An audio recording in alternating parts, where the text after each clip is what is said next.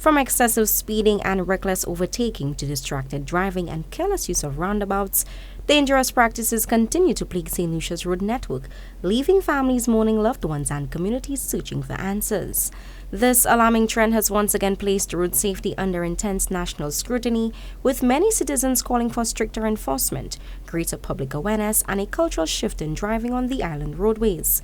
Recognizing the urgent need to address the issue, our news team started with the Department of Road Safety and Traffic Investigations Unit, who painted a picture of what careless driving entails. Anything that would deviate from the norm of what a driver is supposed to do. Okay, a trained driver going through the driving school and graduating from the process with passes, theory and practical, then the way that they conduct themselves on the road, okay, would suit or is tailored to a lot of road safety. And anybody coming through the process should display that level of driving. Similarly, he pointed to the distinction between careless driving and dangerous driving, taking the opportunity to clarify the differences between the two offenses. Dangerous driving is an escalation of that, okay? Having the knowledge of how to use the road, but still going about using the road in an inappropriate manner. And then dangerous would have to deal with speed. Okay, the level of maneuvering, disobedience of signs, lack of awareness by the driver as to what is happening on the road.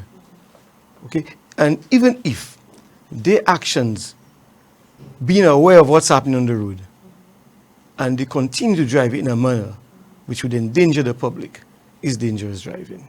According to Sergeant Brooms, many collisions stem not only from unavoidable accidents, but from unconscious decisions made behind the wheel, decisions rooted in impatience, negligence, and a total disregard for traffic regulations.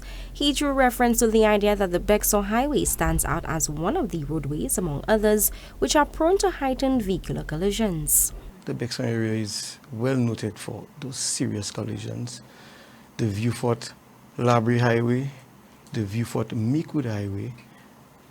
In general, we have a lot of our major carriageways that have had a high increase in serious collisions. In an effort to promote safer driving practices on the island's roads, the Department of Road Safety and Traffic Investigations will be undertaking an informative awareness campaign aimed at educating citizens across the island on road safety matters. The Department of Road Safety is partnered with the primary schools island-wide to bring out the message. So you will notice in the near future that every or most primary schools on the island would have an advertisement speaking about road safety. Okay, so you will have the primary school, so then you have the masses, you have a number of school children involved. It would relate personally to families and communities, and hopefully the message will be sent out. As fatal collisions continue to mount, the human cost behind the statistics remains impossible to ignore. While authorities continue enforcement efforts and public awareness campaigns, officials maintain that safer roads begin not with legislation alone, but with individual choices made every single time a driver places their hands on the steering wheel.